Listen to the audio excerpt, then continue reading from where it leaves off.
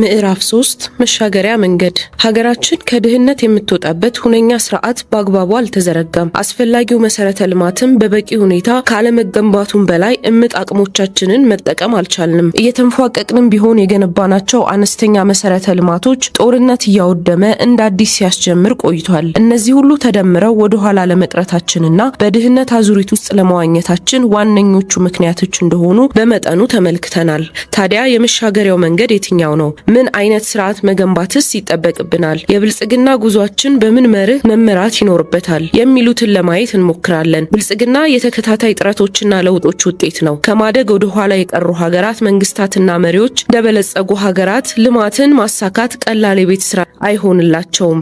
የበለጸጉ ሀገራት አሁን ላሉበት ደረጃ የመድረሳቸው ሚስጥር በየትውልዱና በየዘመኑ የተከማቸው ወረት መኖሩ ነው። ይህም ወረት አንዱ በአንዱ ላይ እየተጨመረ መጥቷል። እነዚህ ከፍተኛ ወረት ያከማቸው ሀገራት በየጊዜው የሚፈጥሩት ችግሮቻቸውን ለመቋቋም ተወዳዳሪ ሆነው ለመገኘት የተሻለ እድል አላቸው። በተነጻጻሪ ደግሞ አዳጊ ሀገራት ብዙ ስራ አለባቸው። ትላንት ያልተሰሩ ውዝፍ ስራዎችን ማቃለል አንዱ ስራቸው ነው። የዛሬ ስራዎቻቸውን መስራት ለነገ ትውልድ መደላደልን መፍጠር ሌላው ጊዜ የማይሰጥ ግዳጃቸው ነው። የበለጸጉ ሀገራት በተገነባ መሰረት ወደ ላይ ይገነባሉ። አዳጊ ሀገራት ግን መሰረት የሚጣልበትን ቦታ ገና በመፈለግ ላይ ናቸው። ዛሬ እንደ አዲስ መሰረት መጣል አለባቸው። በጣሉት መሰረት ላይም በፍጥነት የመገንባት ተደራራቢ ስራዎች አሉባቸው። የመደመር እሳቤ ይህንን ውዝፍ ስራ ለማቃለል የሚያስችል ወረት በሌለበት ሁኔታ የምናደርገው የተናጠል መፍጨርጨር ትርጉም የለውም ብሎ ያምናል። ይልቁንስ ይህ የተከማቸው የቤት ስራ ማቃለል የሚችለው መጀመሪያ ለብልጽግና የሚሆነንን መነሻ ወረት ከተበተነበት ማሰባሰብ፣ ከዚያም አልፈን በተከታታይ ወረት መፍጠር ስንችል፣ እንዲሁም ወረትን በወረት ላይ በማከል የወረት ክምችትን ስናካብት ነው። ቀጥሎም አቅሞቻችንን ስናከማች ስናጠናክር ነው ይላል። ይህንን ግን እስካሁን ሳናደርግ ቆይተናል። የተናጠል ሩጫ ላይ ከርመናል። በዚህም ምክንያት አሁን ካለንበት የብልጽግና ደረጃ አንጻር የምንጓዘው ርቀት ረጅም፣ የምንወጣው አቀበትም አድካሚ ነው። ያሉብንን ዘርፈ ብዙ ፈተናዎች መፍታት ለነገ ልንለው የማንችለው ከፊታችን የተደቀነ ስራ ነው። የዘገየንበት በፍጥነት ለመውጣት መፍጨርጨር ደግሞ ሌላ ጉዳይ ነው። የቀደሙን ላይ ለመድረስ መገስገስም ትንፋሽ የሚያሳጥር አቀበት ነው። የመዘግየት ጣጣን ለማቃለል ወረት ማሰባሰብ ብቻውን በቂ አይደለም። በመደመር መጽሐፍ እንደተጠቀሰው ይህን የመዘግየት ጣጣ የሚያቃልል አቋራጭ መንገድ ያስፈልጋል። ይህ አቋራጭ መንገድ የባከነውን ጊዜያችንን የሚያካክስ መሆን አለበት። መንገዱን ከቀደሙን እንድንደርስና እንድናልፋቸው ሊያደርገን ይገባል። ከጉስቁልና በአጭር ጊዜ የሚያላቅቀን መሆን አለበት። የበለጸገችና ገናና ኢትዮጵያ በጥቂት ዓመታት ውስጥ እውን ለማድረግ የሚያስችለን መንገድ መሆንም ይጠበቅበታል። ምዕራባውያን ለብልጽግና 2-3 ዓመታት ወስዶባቸው ነበር።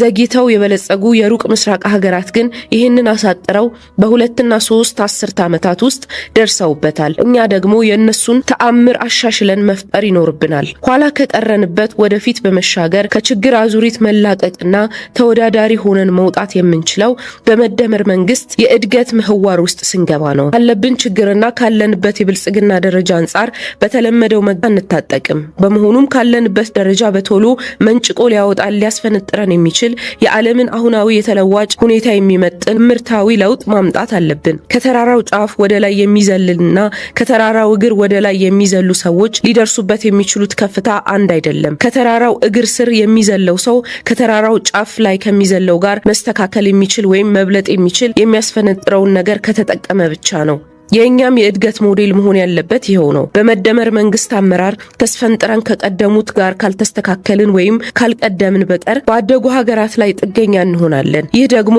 የፈለጉትን አድራጊ ያሉትን ፈጻሚ ሆነን እንድንቀር ያደርገናል። ሉዓላዊነታችን ቦታ ያጣል። የአባቶቻችን መስዋዕትነት መና ይቀራል። ተመልሰን በችግሮቻችን አዙሪት ውስጥ እንቀረቀራለን። ስለዚህ ያለንበትን ደረጃ በሚመጥን የባከነውን ጊዜ ሊያካክስ በሚችል መልኩ እምርታዊ ለውጥና እድገትን መዝገብ የግድ ብቻ ሳይሆን ህልውናዊም ነው። ብልጽግና ሁለንተናዊ ከፍ ያለ ርዕይ ነው። እንደ ኢትዮጵያ ያሉ ከታች የሚጀምሩ ሀገራት ድህነትን መቀነስ ወይም ማጥፋት ከሚል ርዕይ ተሻግረው ብልጽግናን ማረጋገጥ የሚል እቅድ ያስፈልጋቸዋል። ለመሆኑ እንደ ኢትዮጵያ ያሉ ሀገራት የብልጽግና ግብ በአጭር ጊዜ ውስጥ ማሳካት ይቻላቸዋልን? ከተቻለስ እንዴት? እንበይን። ብዙዎቻችን የሚያነሱት ጥያቄም ይሄ ነው። የመደመር እሳቤ ሀልወታዊ መሰረት የስርዓተ ንድፍ ሐሳብ ነው።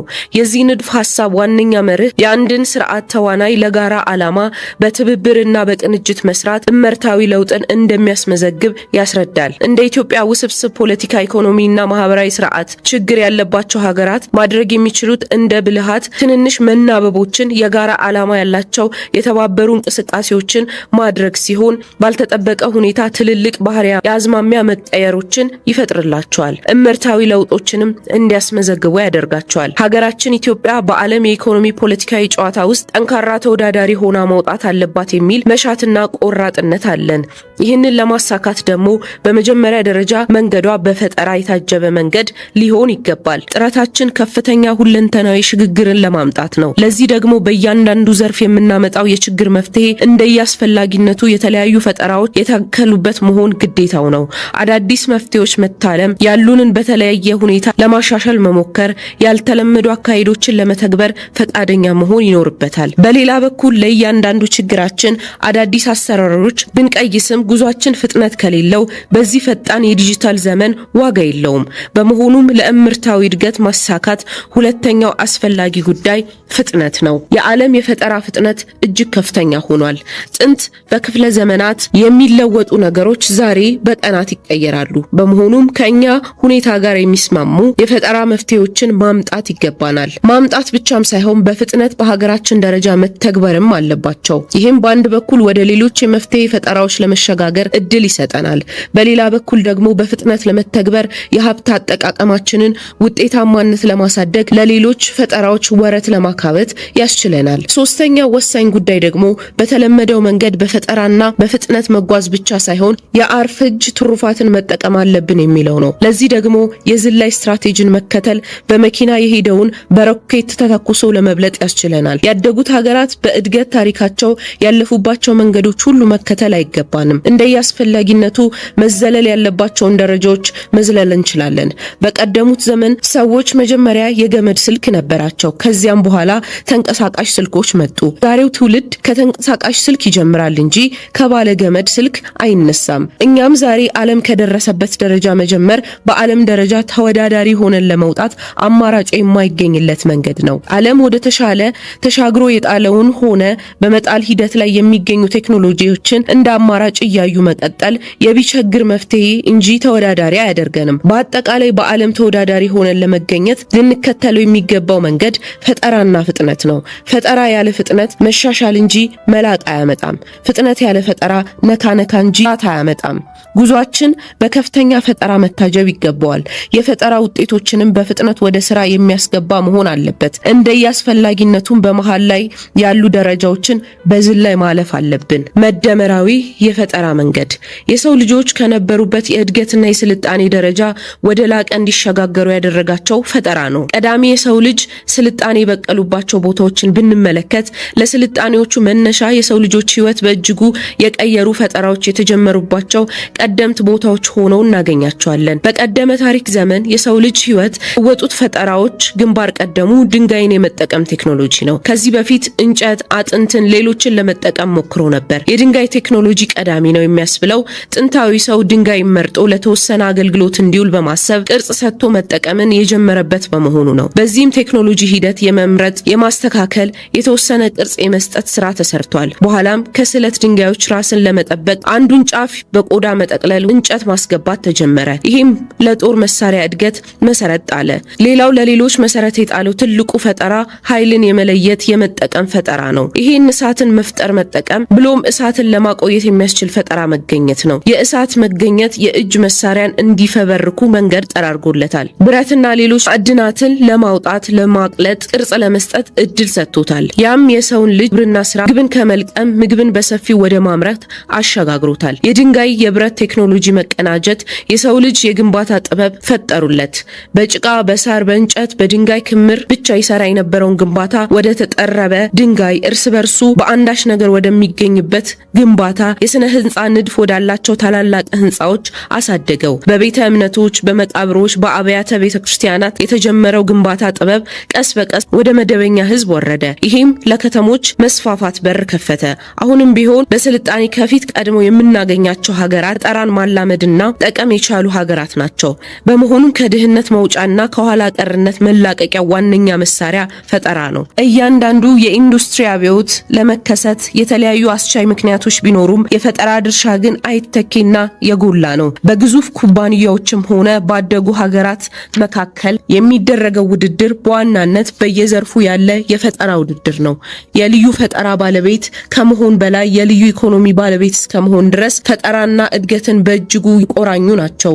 ምርታማነትን ለማረጋገጥ ሀብት ለመፍጠር የሚመረተውን ምርትና የሚመረትበትን መንገድ መለወጥ ያስፈልጋል። ፈጠራ የተወሳሰቡ ችግሮችን ለመቅረፍ የሚያስችልና አዲስ ውጤት የሚፈጥር አዲስ ምልከታ አካሄድ ነው። ሀገር ደረጃ ስናየው ደግሞ ፈጠራ ፖለቲካዊ፣ ኢኮኖሚያዊና ማህበራዊ ሁኔታዎችን ማሻሻል፣ ሁለንተናዊ የጋራ ብልጽግናን ለማረጋገጥ ያጋጠሙን ችግሮች ዘላቂ መፍትሄ ለመስጠትና የህዝብ አገልግሎቶችን ለማቀላጠፍ አዳዲስ ሀሳቦችን ለማፍለቅ የመተግበር ምን የሚያካትት ነው። ፈጠራ እድሎችን በመለየት አዳዲስ ጽንሰ ሀሳቦችን በማመንጨት ይጀምራል። እነዚህ ሀሳቦችን በመገምገም በተሻለ መልኩ ማዳበር፣ ወደ ተጨባጭ ምርቶች ወይም አገልግሎቶች መቀየር ሁለተኛው ምዕራፍ ነው። ፈጠራውን ወደ ስራ ማስገባት፣ ማስፋትና ፈጠራውን ለብዙ ተጠቃሚ እንዲደርስ ማሰራጨት ደግሞ ቀጣዩ ሂደት ነው።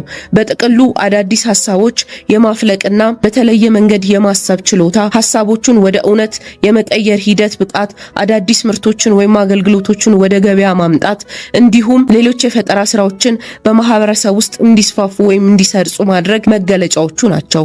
ፈጠራ ችግሮቻችንን ለመፍታት የተሻለውን መንገድ የሚፈጥር እንዲሁም አቅሞቻችንን በመገንዘብና በመረዳት ከፍ ያለ ውጤት በሚያመጡበት መንገድ ለመጠበቅ የሚያስችል ነው። ይሄም ከፍተኛ መሻሻልንና ልዩነትን በመፍጠር ባጠረ ጊዜ ውስጥ የህዝብን ጥያቄ ለመመለስና ተወዳዳሪ ሆነን ለመቅረብ ያስችለናል። ፈጠራ የተለያዩ መልኮች አሉት። አንዳንዶቹ ፈጠራዎች አዳዲስ ምርቶችን፣ አገልግሎቶችን መፍጠር ወይም ማሻሻል ናቸው። በብዙዎቻችን ዘንድ ፈጠራ ስንል ወደ ምናባችን የሚመጣው ይህ አይነቱ ፈጠራ ነው። ዓለምን አሁን የምናይበት መልክ የሰጣት የምርት ፈጠራ ነው። በየኢንዱስትሪው አብዮቶች የተገኙ የተለያዩ መሰረታዊ ፈጠራዎች እነዚህን ተንተርሰው የሚሰሩ ማሻሻያዎች በዚህ የሚመደቡ ናቸው። ተጽዕኗቸው እጅግ ከፍተኛ ነው። ዛሬ የአንዱ የዓለም ጫፍ ወኛው ለመጓዝ ከአንድና ከሁለት ቀናት በላይ አይፈጅም። ከአውሮፕላን መምጣት በፊት ይህ አይታሰብም ነበር። የበይነ መረብ ፈጠራ ደግሞ ዓለምን በእጅጉ አስተሳስሯል። ሌላኛው የፈጠራ አይነት የሂደትና የአደረጃጀት ፕሮሰስ ኤንድ ኦርጋናይዜሽን ፈጠራ ነው። አንድን ስራ የምንሰራበት የአሰራር ሂደት ወደ ተሻለ አሰራር በመቀየር የሚገለጽ ፈጠራ ነው። በዚህ ረገድ ተጠቃሽ ከሆኑት መካከል የሄንሪ ፎርድ የብዛት አመራረት ዘዴ አንዱ ነው። የስራ ሞራል ቢዝነስ ሞዴል ፈጠራ ደግሞ ሌላኛው የፈጠራ አይነት ነው። ከዚህ አኳያ እንደ ጥሩ ምሳሌ የሚጠቀሰው የፊልም ኢንዱስትሪው በአቅርቦት በኩል የቀየረው ኔትፍሊክስ ነው።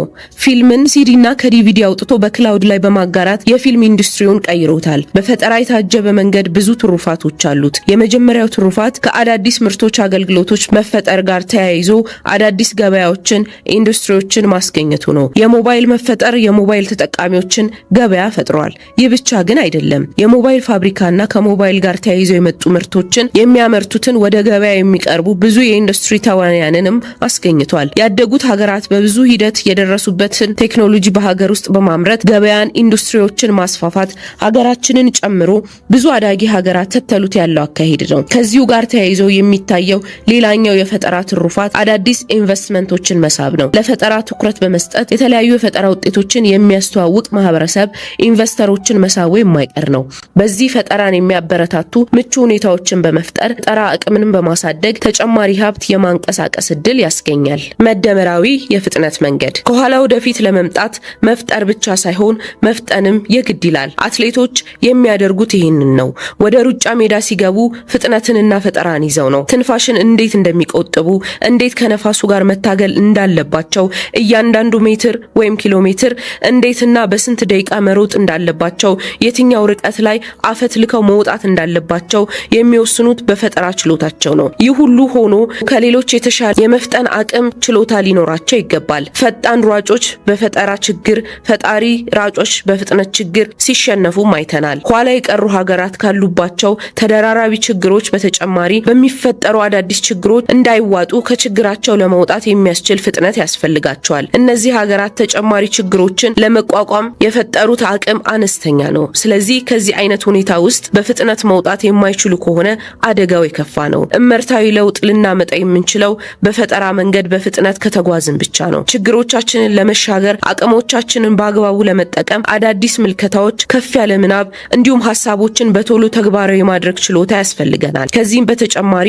አንዱን እርከን በፍጥነት ጨርሰን ወደ ቀጣዩ እርከን መሸጋገር ያስፈልጋል። የተለዋዋጭነት ፍጥነቱ ከፍተኛ በሆነ ከባቢ ውስጥ እድሎቻችንን በፍጥነት መጠቀምና ችግሮቻችንን መገዳደር ካልቻልን ቻችንና አቅሞች በጊዜ ውስጥ ቦታ እያጡና እየመከኑ ሊሄዱ ይችላሉ። ለምሳሌ ሀገራችን ከፍተኛ የወጣት የአዳጊ ልጆች ቁጥር አላት። ይህንን የህዝብ ቁጥር በአግባቡ መጠቀም ከቻለች ከፍተኛ የሆነ የስነ ህዝብ ትሩፋትና የኢኮኖሚ በረከቶች ይዞላት ይመጣል።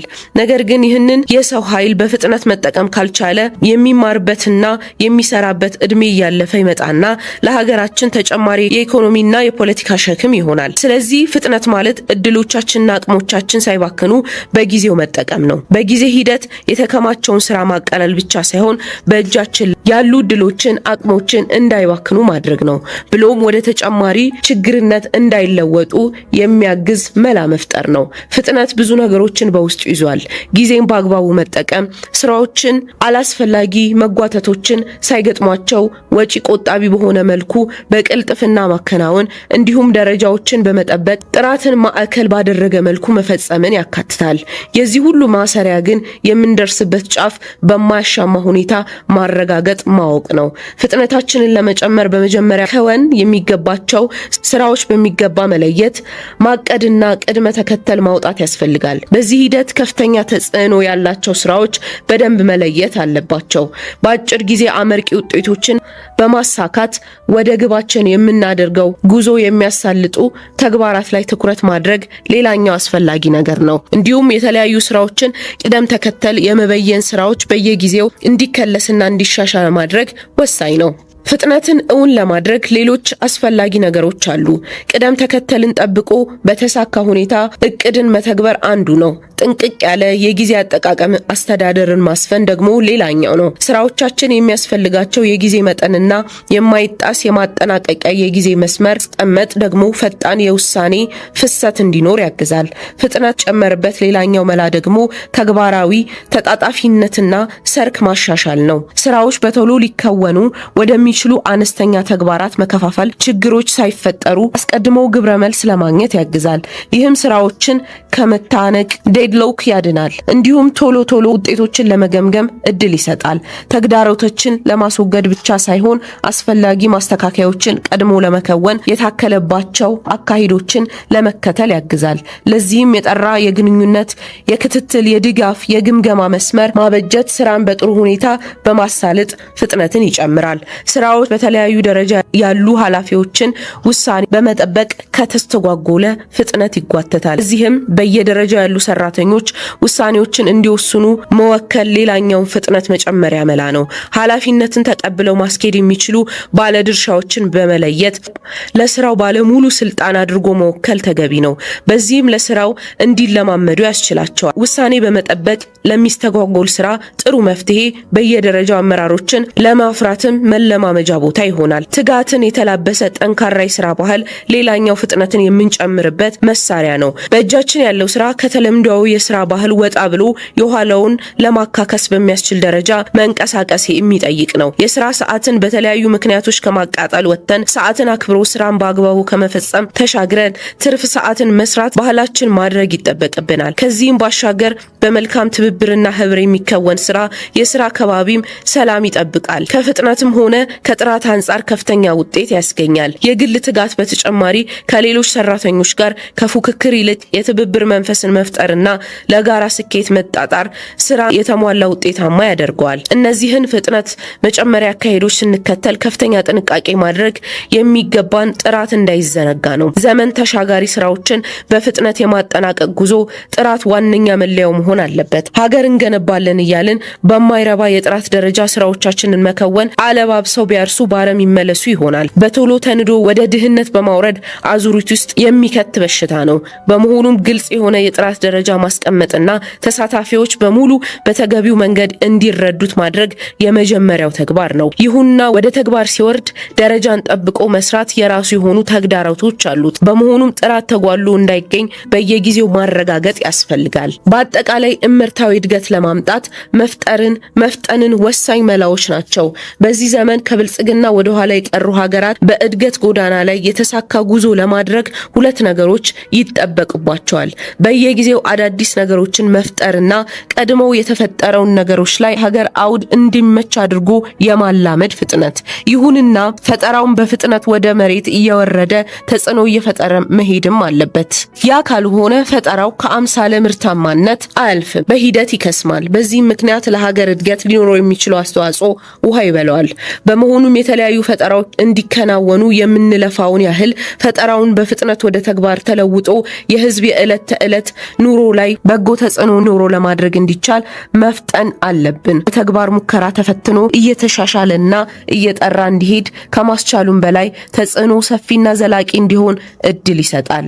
መደመራዊ የዝላይ መንገድ። በዓለም ገበያ ውስጥ አዳዲስ ፍላጎቶች እየተፈጠሩ ነው። ይህንን ተከትሎ የረቀቁ ቴክኖሎጂዎች በመምጣታቸው የመረጃ ይህ ደግሞ የዓለም ገበያ በአዳዲስ የቴክኖሎጂ ፍላጎቶች እንዲወጠር አድርጎታል።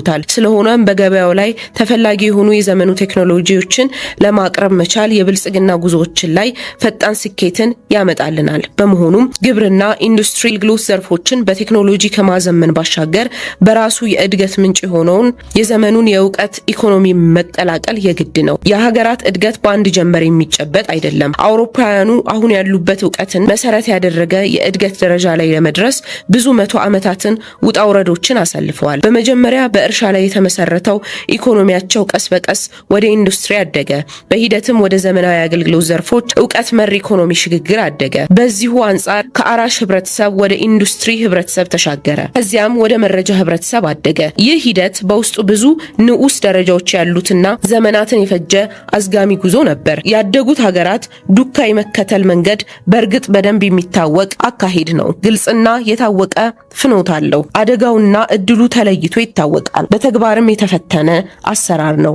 ይህ አካሄድ በተገቢው አውድ ከተተገበረ አስተማማኝነት ቢኖረውም በዚህ መንገድ አዳጊ ሀገራት ሊጓዙ የሚችሉበት ርቀት የአዳጊ ከፍታን ለመርገጥ የሚያበቃው ያህል ብቻ ነው። ጉዟቸው የአዳጊ ሀገራትን ተርታ ጥሰው በመውጣት ካደጉ ሀገራት ተርተለፍን አያመጣላቸውም። ምክንያቱም በዓለም ገበያ ላይ የሚወዳደሩት በተመሳሳይ ስልት የበርካታ ዓመታት ልምድ ካላቸው በስልቱ ተጠቅመው ከበለጸጉ ሀገራት ጋር ነው። ይሄም ብቻ ሳይሆን አዳጊ ሀገራት የሚወዳደሩት ያደጉት ሀገራት ለራሳቸው ብዙ ምቹ ሁኔታ በፈጠሩበት አውድ ውስጥ ነው። እነርሱ ቀድመው የያዙትን መሳሪያ ይህ በዓለም ገበያ ተወዳዳሪና አሸናፊ ሆኖ መውጣት ያስቸግራል። አፍሪካ ከጥሬ ዕቃ አቅራቢነት በጊዜ ሂደት ወደ አምራች ኢንዱስትሪው ለመግባት እየሞከረች ነው። ወደ ከባድ ኢንዱስትሪዎች የመሸጋገር ጅምር ሙከራዎች አሉ። ይህ አይነት የደረጃ በደረጃ ጉዞ አውሮፓውያን ለዘመናት ተጉዘው እዚህ የደረሱበት መንገድ መሆኑ ይታወቃል። ይሁንና ይህ አይነቱ አዝጋሚ ሂደት አሁን ባለው የዓለም ስርዓት ውስጥ በድህነት አዙሪት ውስጥ እንድትዳክር የሌሎች ሀገራት ምርት ማራገፊያ እንድትሆን እንጂ ጠንካራ ተፎካካሪ እንድትሆን አያደርጋትም። የዘገዩ ሀገራት ይህን መንገድ እንከተል ቢሉ ምናልባትም ከእነዚህ የበለጡ ዘመናትን በድህነት በጉስቁልና ለመቆየት በራስ ላይ መፍረድ ይሆናል። በመሆኑም ከእድገት የዘገዩ ሀገራት ዋና ጥያቄ ይህንን ዘመናትን የወሰደ የደረጃ በደረጃ እድገት በአጭር ጊዜ ውስጥ መቀዳጀት የሚቻለው እንዴት ነው የሚለው ነው። በጥቂት አስርተ ዓመታት ውስጥ ከረሃብና ከልመና ተለቀው ወደ ብልጽግና የገሰገሱ ሀገራት ታሪክ የሚነግረን ነገር ቢኖር በአጭር ጊዜ ውስጥ ወደ ብልጽግና ለማምራት የሚቻልባቸው ተሞክረው አዋጭ የሆኑ ወይም አዳዲስ አቋራጭ የዝላይ መንገዶች መኖራቸው ነው። በመሆኑም ታደጉት ሀገራት ጎራ ለመቀላቀል የመደመር መንግስት 3 ስልቶችን ይጠቀማል። የመፍጠርና የመፍጠን መንገዶች ሁለቱ ናቸው። አውዱ በሚፈቅደው ሁኔታ ደግሞ የዝላይ መንገድን መከተል ወሳኝ ነው ይላል። አንደኛው የዝላይ ስልት በተለምዶ ያሉ ደረጃዎችን መዝለል ነው፣ ወይም የእድገት መሰላሉን ደረጃ በደረጃ ለመውጣት መሞከርን ትቶ ዘመኑ የደረሰበትን ቴክኖሎጂ በቀጥታ የመቀላቀል ስልት ነው። ነገ ከነጎዲያ እንደርስበታለን ብለው የሚያስቡትን ወይም ደረጃ አይደለም ብለው የሚገምቱትን የዘመኑን ቴክኖሎጂ በቀጥታ ለመቀላቀል የሚያስችላቸውን መንገድ መወሰን ነው። ደረጃዎችን የመዝለል ካሄድ በዋናነት ዓለም የደረሰበትን ከፍተኛ ቴክኖሎጂ በመታጠቅ በዓለም ገበያ ተወዳዳሪ የሆነና አሸንፎ የመውጣትን ዓላማ ያነገበ ነው። ገበያውን አስቀድሞ ከተቀላቀሉ አካላት ጋር የሚኖረው ፍክክር ለማሸነፍ አንድም እነሱ ከያዙት መሳሪያ በእጅጉ የተሻለ መሳሪያ መታጠቅ ያስፈልጋል። እርሱም የተሻለ ውጤታማነትን ያመጣል። ሌላው ደግሞ ባዳጊ ሀገራት ክፍያ የሚከፈለው በቂ ሰራተኛ እንደ ልብ መገኘቱ ዋና ማበረታቻ ነው። ይህ የዝላይ ስልት ወደ ኋላ የቀሩት ሀገራት ከበለጸጉ ሀገራት ቴክኖሎጂዎችን በመማር ከራሳቸው ጋር የማዛመድ ስልት ነው። የቻይና ኩባንያዎች በዚህ ረገድ ውጤታማነታቸውን ይጠቅሳሉ። ሆኖም የውጤት ምንጭ ሰርክ በመማር ብቻ ሳይሆን ቴክኖሎጂዎችን ካሸጋገሩ በኋላ የራሳቸውን ፈጠራ ይዘው በመምጣታቸው ጭምር ነው። እንዲህ ያሉ ኩባንያዎች በዓለም ገበያ ውስጥ ጠንካራ ተፎካካሪ ለመሆን ችለዋል። በዚህ ስልት ውጤታማ ለመሆን ሁለት ወሳኝ ነገሮች አሉ። የመጀመሪያው ዘመናዊ መሳሪያን የመግዛት አቅም ነው። ሁለተኛው ደግሞ ቴክኖሎጂን በድጋፍ አገልግሎቱ ሳይቋረጥ ለማስቀጠል የእውቀት ሽግግር የማድረግ አቅም ነው። የበለጸጉ ሀገራት ቴክኖሎጂ ረገድ ያላቸው ልምድና እውቀት በሚስጥር ይጠብቃሉ። ለፈጠራ ባለቤትነት ህጋዊ ጥበቃ ያደርጋሉ። በዚህ ሁኔታ ጥቅማቸውን ለማስጠበቅ ብዙ ርቀት ይጓዛሉ። ይህም የቴክኖሎጂ ሽግግር ለማድረግ ትልቅ ተግዳሮት ነው። ሆኖም ተግዳሮቶቹን ተቋቁሞ ቴክኖሎጂን የመግዛት ብቻ ሳይሆን የመጠቀም አቅም ከተፈጠረ የቴክኖሎጂ ሽግግር አድርጎ የበለጸጉ ሀገራት የደረሱበት የቴክኖሎጂ ምርት ማምረት ከተቻለ በዓለም ገበያ ውስጥ ተወዳዳሪ መሆን ይቻላል። ሁለተኛው ደግሞ አዳዲስ መስመር መፍጠር የሚባለው ነው። ቴክኖሎጂ በተፈቀደው መጠን አዲስ መንገድ ፈጥሮ በእድገት የቀደሙ ሀገራት ከሚሰሩበት በተለየ መንገድ በአዲስ አሰራር ስራን ማከናወን ነው። አዲስ መስመር የመፍጠር አካሄድ ቀደሙትን መጠቀም ያልጀመሩትን ከፍተኛ ውጤታማነት ያለው አዲስ ቴክኖሎጂ በመጠቀም ተወዳዳሪና አሸናፊ ሆኖ መውጣትን ያለመ አካሄድ ነው። ይህ አዲስ መንገድ የመከተል የዝላይ ስትራቴጂ ብቁ የሰው ኃይልን ማፍራትና የፈጠራ ባለሙያዎችን ወደ ሀገር ውስጥ የሚስብ ምቹ ሁኔታን መፍጠር ይጠይቃል። የቴክኖሎጂ ኩባንያዎችንና የፈጠራ ባለሙያዎችን ወደ ሀገር ውስጥ ለመሳብ የሚደረግ ጥረት ትላልቅ ዓለም አቀፍ ኩባንያዎችን ስለሚስብ የቴክኖሎጂ እድገቱን ያፋጥነዋል። ይህ መነሻ ቢሆንም ዘላቂና አስተማማኝ የቴክኖሎጂ ኢንቨስትመንት እንዲኖር በሀገር ውስጥ የፈጠራ ባለሙያዎችንና ክህሎት ያላቸው ዜጎችን ማፍራት ያስፈልጋል። ይህኛው የዝላይ ስትራቴጂ በተፈጥሮ ሀብት ላይ ሳይሆን በሰው ሀብት ላይ የተመሰረተ ነው። በመሆኑም ዘላቂነት ያለው ሁነኛ ልማት ማረጋገጫ ነው። አዳዲስ መስመር መፍጠር የሚቻለው በአዲስ ቴክኖሎጂ ነው። ስለዚህ ከፍተኛ የምርምርና የፈጠራ አቅም ይጠይቃል። ከዚህ አልፎ ቴክኖሎጂውን ለማስቀጠል ከፍተኛ የእውቀት ሽግግር ያስፈልጋል። በተጨማሪም ከፍተኛ ወጪ የሚኖረው መሆኑንና ቴክኖሎጂው አዲስ መሆናቸውን ተከትሎ የገበያም ሆነ የምርት በቀላሉ አይተነበይም። ይህም በባለ ሀብቶች ዘንድ ስጋት ይፈጥራል። ነገሩን አስተውሎትንና ድፍረትን ቢጠይቅም በአጭር ጊዜ ብዙ ገንዘብ ቢያስወጣም የረጅም ጊዜ ትልቅ ስኬትን የሚያቀዳጅ ፈታኝ የዝላይ ስልት ያደርገዋል። ተሳክቶ አዲስ መስመር ለዓለም ማስተዋወቅ ከተቻለ ዋናውን ገበያ በቁጥጥር ስር የማዋል ትሩፋትንም ያጎናጽፋል። ይህ ደግሞ ከቀደሙ ሀገራት የተሻለ እርምጃ ለመራመድ እድል ይሰጣል። ምክንያቱም የበለጸጉ ሀገራት ኩባንያዎችን ሙዓለ ንዋያቸው ቀደም ባሉ ቴክኖሎጂዎች ላይ ስላፈሰሱ በቀላሉ ሙዓለ ንዋያቸውን አፍስሰው ወደ አዲሱ ዘርፍ ለመቀላቀል ድፍረትንና ጊዜ ያጥርላቸዋል። ስለዚህ ጠንካራ ተወዳዳሪ የመሆን እድላቸው ዝቅተኛ ነው። በአንጻሩ የዘገዩ ሀገራት ጀማሪ ኩባንያዎቻቸውን በቀላሉ አዲሱን ቴክኖሎጂ በመቀላቀል ሙዓለ ንዋያቸውን ማፍሰስ እንዲችሉ እድል አላቸው። ይህንን የዝላይ ስትራቴጂ ዋነኛ ፈተና አልፈው የዘገዩ ሀገራት ባለሀብቶች በእነዚህ ዘርፍ ውስጥ በድፍረትና በአስተውሎ እንዲሳተፉ ለማድረግ ስራ ይፈልጋል። ሀገረ መንግስታት የባለ ሀብቶቻቸውን ስጋት የሚጋሩበትንና ባለሀብቶቹ የሚያበረታቱበት ሁኔታ መፍጠር አለባቸው። ባለሀብቶቻችን ካልተፈለገ ኪሳራና አደጋ ለመጠበቅ የሚያስችል የታላሚነት ሚና ያስፈልጋል። መንገድ የመጥረግ ስልት፣ የጥናት ምርምር ስራዎች፣ ማበረታቻዎች እንዲሁም አስፈላጊ የኢንቨስትመንት ምቹ ሁኔታዎችን መፍጠር ይኖርባቸዋል። ስለዚህም ሀገረ መንግስታት በዚህ ዘርፍ ለግሉ ዘርፍ አርአያ መሆን የሚያስችላቸው የቢዝነስ ፈጠራ ውስጥ መግባት ይገባቸዋል። የዘገዩ ሀገራት ባለሀብቶች የበለጸጉ ሀገራትን ትልልቅ ኩባንያዎች ጉልበት ተቋቁመው ብቁ ተወዳዳሪ ለመሆን የሀገረ መንግስታቱ ድጋፍ ጉልበት ይሻሉ። የትልልቆቹ ዓለም አቀፍ ኩባንያዎች ጉልበት ለመቋቋም የተሻለ እድልና አቅም ያላቸው ሀገረ መንግስታት ናቸው። ስለሆነም የግል ባለሀብቱን እንደ ታናሽ ወንድም እየተንከባከቡ የማሳደግ መንገድ የመጥረግ ሚናን ለመወጣት ሀገረ መንግስታቱ የግል ባለሀብቱም ጋር መሳ ለመሳ የሚሰሩት አቅጣጫን መከተል አስፈላጊ ነው። በአጠቃላይ የዝላይ ስልት በአንድ በኩል በሁሉም የኢኮኖሚ እድገታችን ውስጥ ልናካትተው የምንችለው ስልት ነው። ከምርትና ከአገልግሎት ጋር ተያይዞ የምናመርተውን ምርትና የአመራር ዘዴ ደረጃ በደረጃ ማሻሻል አይጠይቅም። ከዚህም ይልቅ ጉልህ ልዩነት የሚያመጡ የፈጠራ ሀሳቦችን በመተግበር ተስፈንጥረን ከፍተኛ ምርት የምናመርትበትን መንገድ መተለም ይኖርብናል። አገልግሎት አሰጣጣችንን በተለያዩ ቴክኖሎጂዎች የተደገፈ ለዜጎች ውጤታማነት አስቻይ ሚናን የሚጫወት መሆን አለበት። እንዲሁም የደንበኛ እርካታን የሚጎናጸፍና ከጥራትም ሆነ ከውጤታማነት አንጻር አሁን ካለበት በከፍተኛ ደረጃ የዘለለ አገልግሎት መሆንም ይኖርበታል።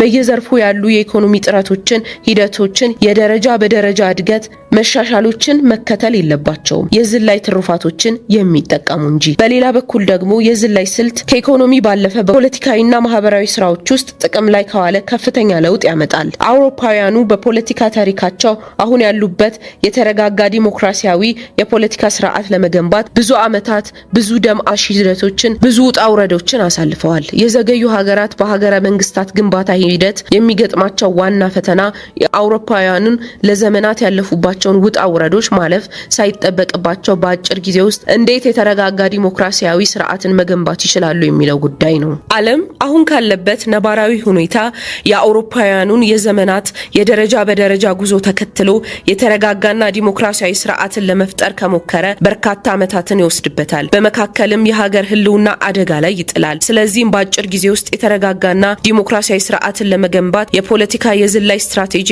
ያስፈልጋል። በተለይም የዝላይ ስትራቴጂን በመጠቀም በጥቂት አስርተ ዓመታት ውስጥ ዲሞክራሲያዊ ስርዓትን የገነቡ ያጸኑ ሀገራት ተሞክሮ እንደሚነግረን ዲሞክራሲን ለመገንባት እንደ አውሮፓውያኑ የግድ በመቶ የሚቆጠሩ ዓመታት ማሳለፍ አያስፈልግም። ዲሞክራሲያዊ ሀገርን በፍጥነት ለመገንባት ምቹ ሁኔታን የሚፈጥሩ ወሳኝ ነገሮች ዋነኞቹ ካራ ቁርጠኛ አመራርን የነቁ የሲቪል ማህበራት ናቸው። አንዱ ሌላውን እያጠናከረ ሀገር በተሳካ ሁኔታ ወደ ዲሞክራሲ የአስተዳደር ሞዴል እንድትሸጋገር ያግዛሉ። ለዲሞክራሲያዊት ሀገር ግንባታ የጠራ ርዕይ አቅጣጫ በማስቀመጥ ዜጎች በፖለቲካዊ ሂደት ውስጥ እንዲሳተፉ የሚያበረታታ ጠንካራ አመራር ወሳኝ ነው። ታማኝነትና ተጠያቂነት የሚያሳዩ መሪዎች ተማመንን በመገንባት ዲሞክራሲያዊ ህጋዊነት እንዲሰፍን ወሳኝ ሚና ይጫወታል። አስፈላጊ የሆኑ የህግና ተቋማዊ ማዕቀፎችን በመዘርጋት እኩልነት ለማጎልበት፣ ተጠያቂነትን ለማረጋገጥ ይተጋሉ። በአጠቃላይም ለለውጥ ሂደት ቅድሚያ የሚሰጡ ጠንካራ አመራሮች ዲሞክራሲያዊ እሴቶች የሚያጎለብቱበትን ሁኔታ የመፍጠር እድላቸው ሰፊ ነው። ዲሞክራሲ በመንግስት አካላት ብቻ የሚሰራ ስራ አይደለም። የማህበረሰቡ የነቃ ተሳትፎ አብዝቶ የሚጠይቅ ጉዳይ ነው። ንቁ ማህበረሰብ ዲሞክራሲያዊ እሴቶችን ያስተዋውቃል። ግልጽነትና ተጠያቂነትን ለማረጋገጥ ተግባራት ይከታተላሉ። አስፈላጊ ሆኖ ሲገኝም መንግስታዊ ተጠያቂነት እንዲሰፍን ወሳኝ ማመሳከሪያ ክሮስ ቼኪንግ ሚናን ይጫወታሉ። መንግስት ብቻውን ሊጓዝ የሚችለው የዲሞክራሲያዊ ማሻሻያ መንገድ በንቁ ማህበራት ሲደገፍ ከመሻሻል ባለፈ የዘለለ ዲሞክራሲ ምህዳር ባለቤት የሆነች ሀገር ለመገንባት ይቻላል። በዘመኑ ያሉ ቴክኖሎጂዎችንና የምርምር ውጤቶችን በፖለቲካዊና በማህበራዊ ዘርፍ በሚገባ በመተግበር ካደጉት ሀገራት ተርታ ለመሰለፍ መታገል ያስፈልጋል። ለምሳሌ ከዘመኑ የረቀቁ ቴክኖሎጂዎች አንዱና ዋናው የኢንፎርሜሽን ኮሙኒኬሽን ቴክኖሎጂ ነው። ይህ ቴክኖሎጂ ኢኮኖሚያዊ ከሆኑ ጉዳዮች ባለፈ የዘገዩ ሀገራት በፖለቲካዊና በማህበራዊ ዘርፎች የሚፈልጉትን ፍጥነት ለማምጣት ያስችላል። ካሉበት ዘለው ካደጉት ሀገራት ተርታ ለመሰለፍም ከምንም በላይ ጥቅም ላይ መዋል ይችላል። መልካም አስተዳደርን ለማስፈን ይረዳል። ብቁና ቀልጣፋ አገልግሎት ለመስጠት ያገለግላል። ግልጽነትና ተጠያቂነትን ለማስፈን እጅግ ጠቃሚ ቴክኖሎጂ ነው። በዚህ ቴክኖሎጂ ለዓመታት የተዝረከረኩ ስራዎች በቀናት ይሸከፋሉ። ወራት የሚፈጁ ስራዎች ደቂቃዎችን ብቻ ይወስዳሉ። በዚህ ቴክኖሎጂ ዘርፍ ብቁና በቂ የሰው ኃይል ለመፍጠር ባለመቻላችን በፖለቲካ፣ በኢኮኖሚ እንዲሁም በማህበራዊ ክዋኔዎች ላይ መዘግየት የጥራት ችግር እንዲገጥመን አድርጎታል። ስለዚህም አቋራጭ የፍጥነት መንገድን ለመፍጠር የዝላይ ስልትን መከተል ያስፈልጋል ስንል በአንድ በኩል በቀጥታ በቴክኖሎጂ ላይ የምናደርገውን ኢኮኖሚያዊ ኢንቨስትመንት ያመለክታል። በሌላ በኩል ደግሞ በዘርፉ የምናደርገውን እድገት ሌሎች ዘርፎችን በማሻሻል እንዲሁም የአስተዳደር ስርዓታችንን በመቀየር ከፍተኛ አስተዋጽኦ አለው። ዘርፉን በማልማት ከምናገኘው ገቢ ባሻገር ዘርፉ በሌሎች ኢኮኖሚያዊና ፖለቲካዊ እንቅስቃሴዎች በእጅጉ ቀልጣፋ ውጤታማ ያደርጋቸዋል። ሀገራችን ኢትዮጵያ ዘላቂ ልማትንና በቀላሉ በፈተናዎች የማይናወጥ ብልጽግናን ለማረጋገጥ ለዘመኑ የማይመጥነውን የደረጃ በደረጃ እድገት ስትራቴጂን ለመከተል አልመረጠ አልመረጠችም። ከዚህ ይልቅ በቴክኖሎጂ ላይ ያተኮረ በብዝሃ ዘርፍ የልማት ሐሳቤ ላይ የተመሰረተ የዝላይ ስትራቴጂ መከተል አስፈልጓታል። የዝላይ ስትራቴጂ በተወሰነ ዘርፎች ላይ ብቻ ሳይሆን በኢኮኖሚ በፖለቲካዊና በማህበራዊ ዘርፎች ሁሉ ልንከተለው የሚገባ የእድገት ስልትና መርህ ነው። በአጠቃላይ እድገታችን ከዚህ ስልት ተጠቃሚና በመርሁ የሚመራ አድርጎ መቅረጽ ያስፈልጋል። ኢትዮጵያን 3 ችግሮች ከፊታችን አሉ። እነዚህን የሚፈታ ስልት ያስፈልጋል። የመጀመሪያው ለዘመናት ሲንከባለል የመጣው ችግር ነው። ሁለተኛው ያለንበት ዘመን የፈጠረው ችግር ነው። ሶስተኛው ደግሞ ወደፊት የምንጋፈጠው ችግር ነው። የሚያስፈልገን ከነዚህ ተደጋጋፊ ችግሮች የምንወጣበት ብቻ አይደለም፣ ነገ ከዓለም ተወዳዳሪ የምንሆንበትን አቅም ለመገንባት የሚያዋጣን ስልት ጭምር እንጂ። ከተደራራቢ ችግሮች መውጣትና ወዳዳሪ መሆን የህልውና ጉዳይ ከሆነበት ዘመን ላይ ደርሰናል።